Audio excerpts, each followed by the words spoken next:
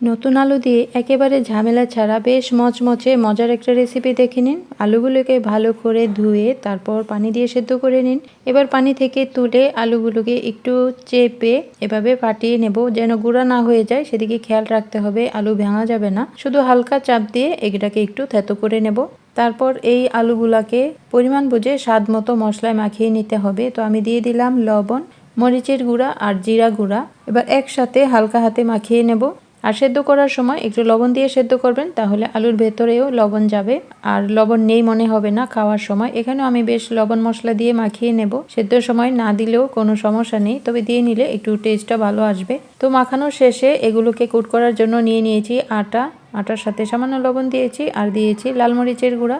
এবার যেগুলো ভেঙে গেছে সেগুলোকে হাতে চেপে মোট করে একটু চ্যাপটা করে নেবেন, তাহলে আস্ত আলুর মতো হয়ে যাবে। তারপর এখানে ময়দায় গড়িয়ে পানিতে একটু চুবিয়ে আবারও ময়দায় গড়িয়ে নেবেন, তাহলে এটা পুরোপুরি একেবারে সবগুলো ভাঙা অংশ জোড়া লেগে যাবে, মনে হবে এটা একটা আস্ত আলু। এভাবেই সবগুলো কুট করে গরম তেলে ছেড়ে দেব। মচমচে করে ভেজে তেল থেকে তুলে নেব।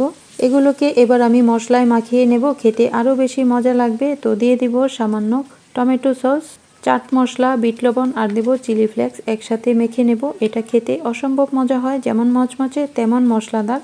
আর হালকা সস দেওয়ার কারণে এটা টক ঝালে দারুণ লাগে খেতে। তো ছোট বড় সবাই খুবই পছন্দ করবে। আর নতুন আলু দিয়ে এই রেসিপিটা খুবই মজাদার, বিকেলবেলা বানিয়ে দিতে পারেন, সবাই মজা করে খাবে, প্রশংসাও করবে। আর দেখুন কতটা মচমচে। একেবারে সহজ উপকরণে সহজ রেসিপি দেখতে সাথেই থাকুন। ভালো থাকুন। আল্লাহ হাফেজ।